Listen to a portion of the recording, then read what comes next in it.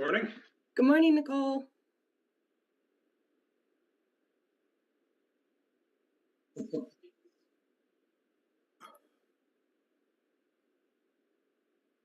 it sounds like there's no echo, so that was a problem too. It's true. Well, it's working now, but who knows in 20 minutes, right?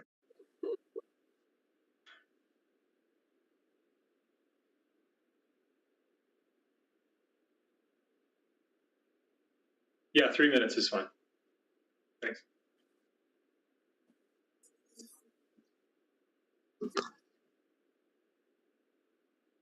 Great, thanks.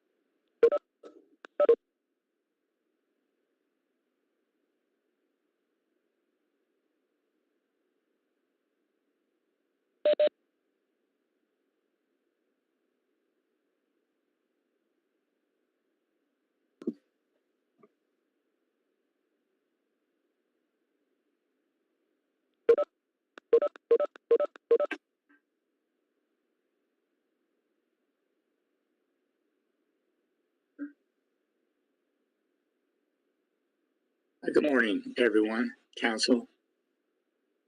We appreciate your appearing virtually. We've been doing this for some time now. It goes pretty well. Sometimes we have a glitch or two. If that should happen to you, don't panic. We'll take the time necessary to resolve it. A couple of thoughts about how we'll proceed. First, if we have a question, we'll raise our hand. That's a signal to each other that we'd like to be next, and a signal to you that you probably ought to complete your thought. But don't interrupt yourself mid-sentence. Go ahead and complete the thought. Just know that one of us has a question. I think, as you both well know, although we allot time, in the event a justice is still asking a question, you may continue to respond. You need not ask for permission. And with respect to rebuttal, any such time will not count toward the time that you've reserved. Okay, it probably works best also if, when you're not speaking, if you mute your microphone. Okay, I think that's all the preliminary business, so let's get to it. Council, if you'd please enter your appearances. John Nielsen for the state. Nielsen, good to have you with us. Sarah Carlquist on behalf of Mr. Beal. Ms. Carlquist, good to see you again. Okay, let's proceed. May it please the court, a correct understanding of Rule 801 resolves the issues in this case. First of all, it makes the contested statements not hearsay and substantively admissible. And second of all, it renders the exception, the contratextual exception to Rule 607 a solution in search of a problem. So the state always argued separate bases below. I think that's especially evident on record pages 501 and 502, where the prosecutor was laying out these statements are admissible for two independent purposes, one for impeachment, one for their substantive truth. And it's enough alone for this court to reverse to say that these statements were admissible under Rule 801. But resolving the issue under Rule 801 also resolves the 607 issue, because the basis for the Rule 607 issue is that you shouldn't be able to sneak substantive evidence through the impeachment door, essentially. But in Utah, prior unsworn statements, inconsistent statements, are admissible for their substantive truth. So there's no reason to sneak in through the back door. What can come in through the front door? The trial court's reasoning, the trial court seemed to get caught up on a couple of things. And the first was that these statements were hearsay unless and until somebody denied them. But their current testimony that is inconsistent with their prior statements is mere foundation for those statements. And if a party can't lay foundation for evidence, then everything's always going to be inadmissible before somebody takes the stand and starts to offer whatever foundation is necessary under whatever rule they're going under. And secondly, the trial court also relied on this court's decision in State v. Ramsey. And I've explained in my brief why Ramsey is an opposite, just to review that really quickly. These witnesses here don't deny making the statements. One of them, in fact, went so far as to say, yeah, I said that. I believe this is Mr. Quadjian. But I said that because Mr. De La Torre was threatening me. So he never denies, like the witnesses in Ramsey, actually making the statements. So that's not a concern here. There's also quite a bit of corroboration. This is in a pretrial posture. This is on interlocutory appeal, so all of the evidence is not in yet. But the prosecutor named a number of things that he would seek to admit at trial.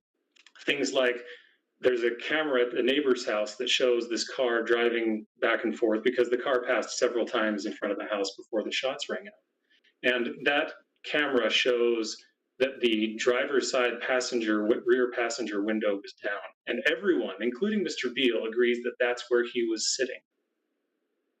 You have relationships between the two witnesses and Mr. Beal that don't exist between the two witnesses and Mr. De La Torre. I believe Mr. Quadjian is Mr. Beal's cousin and Mr. Mina is his friend. So them initially implicating them goes against that kind of friendship interest that they have. And they were immediately separated according to the prosecutor. So there was no time for them to corroborate their statements together. And them later recanting or later claiming that something else happened also shows that they had a little bit more time to think about it, maybe talk to some family and friends about it and think, oh, maybe we shouldn't get Mr. Beal in trouble. So this is very unlike Ramsey in just about every respect. And as far as Rule 607 goes, this court is, yes, I'm sorry, Justice Pierce. No, that's good. If I can just ask a question, there's leaving aside the differences between the state rule and the federal rule and, the ability to admit this for the truth. There seems to be sort of this current underrunning the case that there's something just not quite cricket about allowing the state to put on a witness to give bad testimony in order to, as you say, lay the foundation for the prior inconsistent statements. And I'm wondering if you could sort of address is it the unseemliness of that, or what's wrong with that practice, and why wouldn't the rules want to condone that practice? Well, I think the rules do condone that practice, and I think for good reason, especially in a criminal case. I mean, expert witnesses aside, nobody who is trying a case gets to pick their eyewitnesses. Whoever was there, and they have to deal with that. And especially in gang and domestic violence cases, we have situations where you have very vulnerable victims who are especially susceptible, let's say, of witness manipulation, of witness tampering, and have unique motivations, love, misplaced sense of loyalty, that sort of thing, to change their stories. And this court has a long history of trusting juries to sort out where the truth lies. And this court has said time and again that, as recently as Prater and even in Strickland talks about this a little bit, that whatever the indicia of reliability are, juries should be able to sort that out, and they should have more information, not less information. So I think when it's not the fault of the party, then you go to war with the witnesses you have, and you just have to deal with what happens. And you don't know what's going to happen. Yes, Justice Simon. Sorry about that. I might see it a little differently. It seems to me that the state's not putting on bad evidence. The prosecutors made a determination that this individual is either going to testify consistently with their prior statement, which would be best, but probably not. But if they don't, they've weighed what is the likelihood that I could convince the jury that the prior statement is the authentic one. And that I can demonstrate because of friendship, of familial relationships, gang culture, what have you, that this is the one that is actually true. So from the prosecutor's perspective, it seems to me it's win-win. Either they testify consistently or they testify inconsistently, and I can bring in the inconsistent statement. And all things being equal, I think that the inconsistent statement is the one that the jury is going to believe. Yeah, well, and again, I think that's perfectly proper. And the prosecutor, anybody who has done a trial knows that you never know exactly what's going to happen beforehand, right? People give unexpected testimony, and you just have to be prepared. And part of the reason that this is on interlocutory appeal is that if the jury were sworn in and this ruling happened at trial, then the state would just be out of luck. Yeah, Justice Pierce. That seems, I take your point, but that seems to run contrary to what trial counsel told the judge at the time. So I'm wondering if you could address why trial counsel seemed to have a different view of that question at trial and whether or not that creates some sort of invited error situation. Sure. I think there are 4 different reasons that invited error is a poor fit here. The first is that to the extent that this court believes there might have been invited error, it only went to the Rule 607 issue. It only went to, because he said, his statement is about impeachment, right? It would be improper to call somebody to impeach them. That is not substantive use under Rule 801. That is impeachment under Rule 607. But resolving the 801 issue here in the state's favor also resolves the Rule 607 issue. So that would be a very odd thing. Secondly, I think it's important to remember the procedural posture again of this case. This is on interlocutory appeal, and if this court were to send it back down, the state could make the very same arguments that it's making on appeal about Rule 607 and file a motion to reconsider, and then we'd be right back in the same spot. I also think it's odd to call this invited error where the prosecutor asked the trial court to do something and gave reasons for doing it. And the trial court rejected the reasoning and went against the request. The whole point of invited error is it would be really unfair, both to the trial court and probably to opposing counsel, for a party to ask the trial court to do something and then come up on appeal and complain that they did that thing. So that's not what happened here. And the other reason I've explained in my reply brief that it's important to consider the statement in context. So I think for those 4 reasons, invited error is really a poor fit here. It seems that I think your argument is persuasive that you don't really pick your eyewitnesses, especially looking at this situation. These were the other people who were in the car. You'd need to elicit probably quite a bit of testimony from them. Who was sitting where were you going that night? Things about the ride that didn't relate to this particular statement.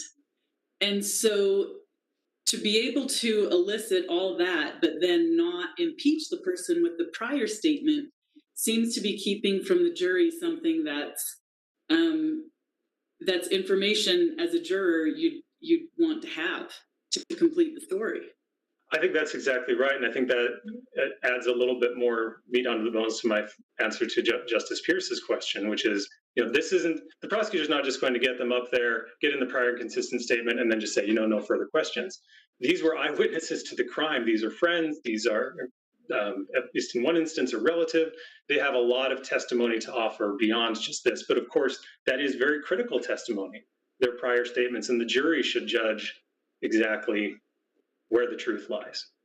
And the prosecutor obviously has a good faith basis for believing that those statements are reliable and that the jury can and should rely on them. It seems like there might be for the concern about calling someone for the specific reason of creating a prior inconsistent statement, it seems like other rules of evidence might help us with those concerns. If you were trying to call someone who wasn't really relevant or who might be inadmissible for another reason just to create a situation where you made other evidence admissible, that might put some guardrails on that. Can you speak to other safeguards that there might be in a situation like this to prevent something unseemly? Sure. So I think relevance is the primary one that you've identified it, because it's hard to think of a situation, I'm sure they exist, but it's hard to really think of a situation in which you would have a critical witness who wouldn't be called by either party, or wouldn't be called, let's say it's a crucial prosecution witness. The prosecution is going to call them, the defense is going to be able to elicit their prior inconsistent statements if there are any. This often happens in child sex abuse cases, of course, where you have perhaps a recantation or you have some inconsistencies in their testimony or inconsistencies in their prior tellings of what happened, and those are always fleshed out. If there were some minor witness that the state didn't call and the defense wanted to call them potentially just to impeach them or something like that, I think relevance is the primary safeguard. You also there are all the relevance rules. 403 is the primary safeguard against things like cumulative or evidence that is a distraction or those kinds of things. So I think those are the primary safeguards there. If there are no further questions, I'll reserve the balance of my time. Thank you, Mr. Nielsen. And Ms. Carlquist. Thank you. May it please the court, Sarah Carlquist on behalf of Mr. Beal. The district court correctly concluded that the state cannot call a witness for the sole purpose of impeaching them with otherwise inadmissible hearsay. The court's ruling in this regard comports with our rules of evidence, as well as all of the other authorities that have considered this question, including the federal circuit courts, other state Supreme Courts, as well as Mangrum and Benson. The court's ruling also comports with the affirmative representation that the state made below that it would be improper to call a witness to impeach them. Yes. Can I ask you about that statement about it comporting with all the other authorities, including Mangrum and Benson, for example? The general statement is a party cannot call a witness simply for the purpose of impeaching them with otherwise inadmissible evidence, right? Correct. But Mangrum and Benson, for example, relies on US v. Douglas, which is grounded on US v. Silva. And all of these cases are exactly the situation that Justice Peterson was outlining, right? Where these were not witnesses that are really relevant to the case. And they were being called as kind of end runs to create that situation. They were kept out. The inadmissibility was relevance, right? The reason why the courts made that statement about otherwise inadmissible, if you look at the underlying cases, is because the courts determined in those cases the evidence wasn't relevant to the case. This evidence is highly relevant to the case. Sure. So I think that the case that's most on point here, the federal case that's most on point, is Hogan, and in that case, the witness's evidence was highly relevant.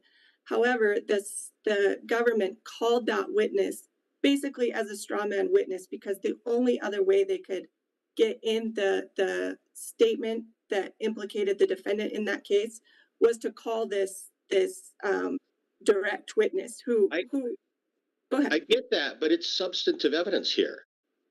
I mean, Right. I'm really honestly a little bit aside from the notion that the prosecutor may have led the court into error, a little bit at a loss. Right? This is substantive evidence that goes to the heart of the truth of the matter. And either that witness is going to take the stand and testify that Beal was the shooter, consistent with their prior statement, or they're going to testify inconsistent with their prior statement, and the prosecutor is going to impeach the crap out of them then.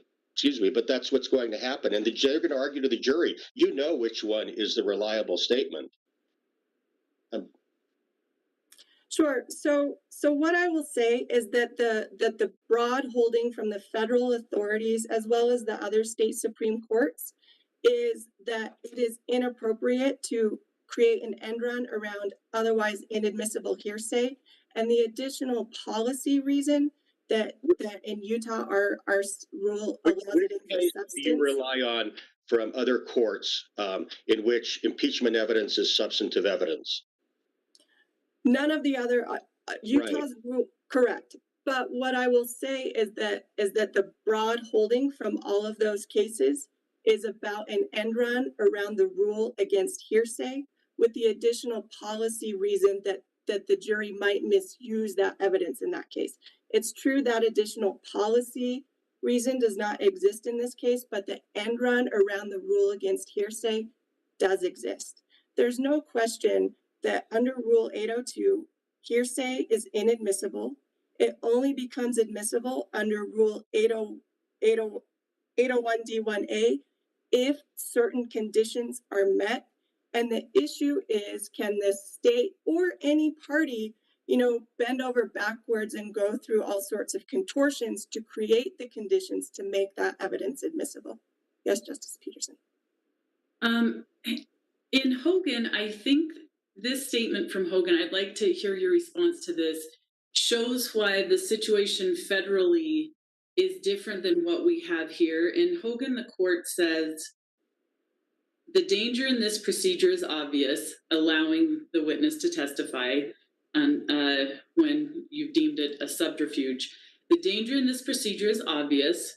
The jury will hear the impeachment evidence, which is not otherwise admissible and is not substantive proof of guilt, but is likely to be received as such proof. The defendant thus risks being convicted on the basis of hearsay evidence that should bear only on a witness's credibility. That's very different than what we have here, and it seems that confusion is what is animating these federal cases. And so can you address that? Yeah, so I think it goes back to the answer that I gave Justice Himonas, which is that if we step back and look at Hogan and the other federal authorities more broadly, the broad holding is that it is inappropriate to use bootstrapping or subterfuge to get around the rule against hearsay with the additional policy consideration that this kind of evidence is dangerous because the jury may misuse it. Now, I would also like to point out that this court has recognized that this kind of evidence admitted under Utah's rule, which is much broader than the federal rule, potentially allows for the admission of much more unreliable evidence than the federal rule. And what I think that means is that we need to be extremely diligent in ensuring that if evidence is admitted under Rule 801 D1A, that it's not admitted through bootstrapping or subterfuge. And that's what the Ramsey holding said. And now this court's decision recent decision in Strickland that the state referenced earlier makes it also more important, because to the extent that that case stands for the proposition that an appellate court cannot, sort of second guess the reliability of admissible evidence, where this is the only evidence that exists, we need to ensure that we need to give district courts the ability to keep such potentially unreliable evidence from the jury if it's being admitted through bootstrapping or subterfuge. Yes, Justice Pierce. Can you help me understand that? How does the quality of the evidence change in this situation if the state is able to call the witness? It seems like it's the same evidence either way. The question is, does the rule sanction the state being able to call the witness to put it on? Yeah, so I mean, I understand your point, but what I am stating is just that this court before, and I'm not sure what the reason this court did that before, or even why Utah's rule is so much more broad than the federal rule. But what this court said is that Rule 801 D1A allows for the admission of potentially much more unreliable evidence. And that being the case, we need to ensure that the district courts have the ability to keep that kind of evidence out if it's being admitted through bootstrapping or subterfuge. But that's my question. How does the bootstrapping speak to the reliability of the evidence? How does that inquiry have anything to do with whether or not this is reliable evidence or not? It seems to me that it's just sort of a procedural trick or a quirk of the rule. Yeah, I think it sort of goes to the point of, if we look at, I think that we can't determine necessarily which statement is more or less true, right? And while it's true that that is within the province of the jury, we do need to guard against, I just think that let me back up and let me try to start over. I think that the federal rule, when evidence is allowed to be admitted for its substance, it has to have been made under a prior, it has to have been sworn, things like that. Here, none of that is necessary. So all of that, I don't think that it's necessarily the subterfuge that makes the evidence unreliable, but just the broad nature of our rule, and recognizing that we need to guard more carefully against people potentially manipulating the rules to get in this kind of evidence. Yes, Justice Simonis. Oh, I think you're muted. My colleagues have the ability to mute me. I'm kidding. I'm troubled by the notion that a party, whether it be the state or the defendant, cannot call a percipient witness to the crime, right? If we're talking about underlying policy reasons, let's forget about the rules. In a search for the truth, these are the witnesses to the alleged activity. And if we're really trying to get at it, I wouldn't we want to err on the side of getting the information in front of the jury? So I think that there's two answers to that question. And first, I think we need to step back and look at what the district court ruled below. The district court did not rule that these witnesses could not testify. They All right. could testify, they could give all of the information, the sort of the information that Justice Peterson said, but that if they didn't, if they said Mr. Beal had nothing to do with it, he wasn't going to allow them to impeach them.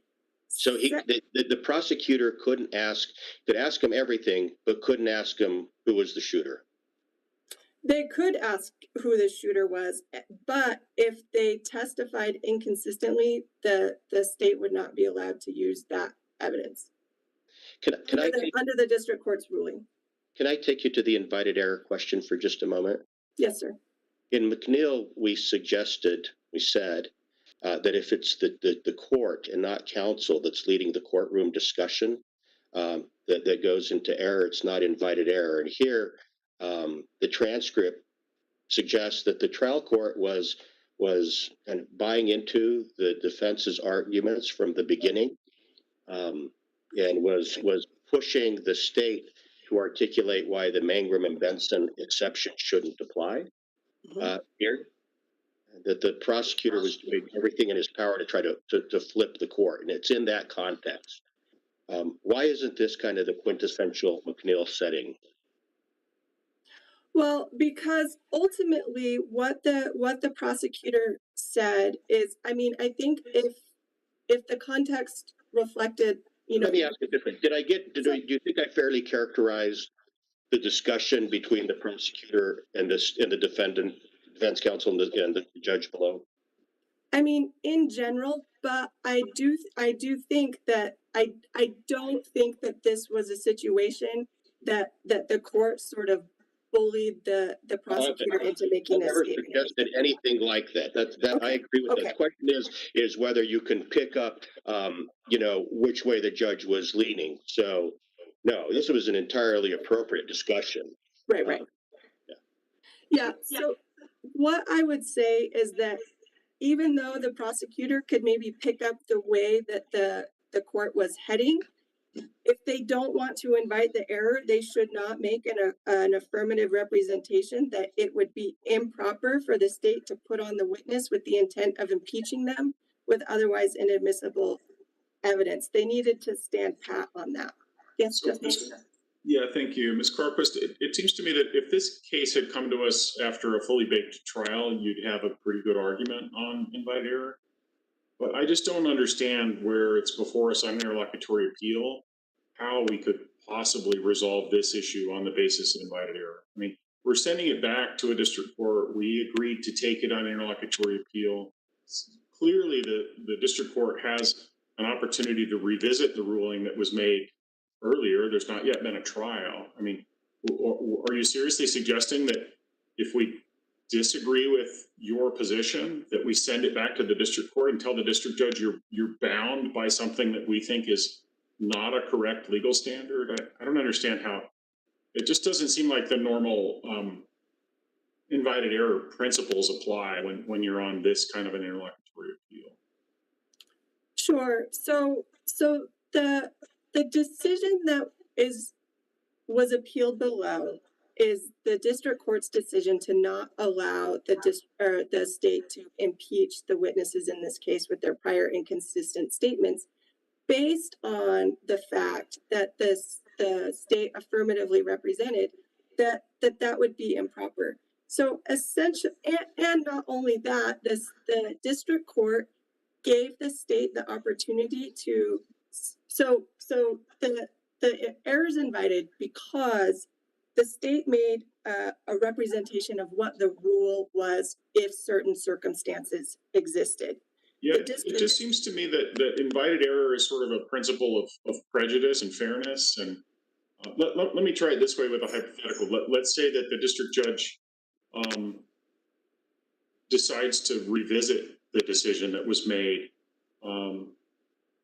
before the trial begins, and there's never been an interlocutory appeal. What would you suggest that under those circumstances, the district judge is locked in by the statement that the prosecutor made at an earlier proceeding? Surely not, right? So I just don't. I think the principles of prejudice and fairness that apply, that animate the doctrine of invited error, don't apply when we're talking about pretrial rulings that are always open to reconsideration.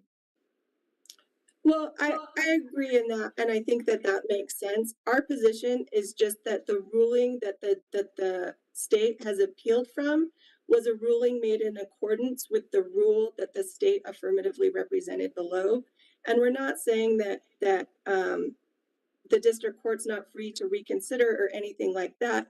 But I think it is really unlikely that the district court would issue any sort of different ruling, given all of the authorities that support its ruling, given that its ruling comports with what the district or what the state represented below. And further, you know, the rule that the state represented was that, look, we can't do this if we're just going to do that to impeach them, but look, we don't know what they're going to say. And the district court said, okay, I can get that. So let's hold a hearing so that they can proffer what they're going to say, so we can see where everything is. And the state declined. And so in that situation, I'm not sure the district court had any real ability to make a different ruling, because it accorded with all of the authorities. The state has pointed to no authorities either below or on appeal that support its position. And second, it comported with what the district or with what the prosecutor said below. I'd also like to push back against the idea that that Ramsey doesn't apply. I agree that Ramsey is a not about the admissibility of the evidence, but the state, said, look, there's lots of other corroborating evidence in this case, but I'm just not sure that that's true. The record at page 562, the state told the court, look, we cannot go forward without these two witnesses and their prior inconsistent statements. In the state's petition for interlocutory appeal, and one of the reasons probably that this court granted that petition, record 630 describes this hearsay evidence as critical. It says that the district court's ruling materially undermined the state's case, and that the district court's ruling eviscerated the state's homicide case. So if there was other corroborating evidence that is in this record, or otherwise admissible, then I'm just not sure that exists. The other thing that I'd like to push back against are the policy arguments that the state made below. I don't think that there is any merit to the state's argument that adopting the rule that all of these federal circuits and other state Supreme Courts follow would undermine the state's ability to bring domestic violence or gang prosecutions. There's no indication in any of the other jurisdictions that follow this rule that that's a problem. I'd also like to point out that the notion of witness tampering here, that the opposite is true, that here the evidence, or at least what Geek represented to counsel, is that he did implicate Beal to the police, but it was because he was afraid of Uzi, the co-defendant in this case. I also think the state's policy position is based on the assumption that the initial allegation is always what is true and that the subsequent recantation is what is false.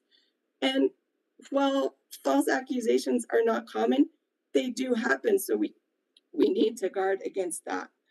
The other thing is that our very rules of evidence are at best silent.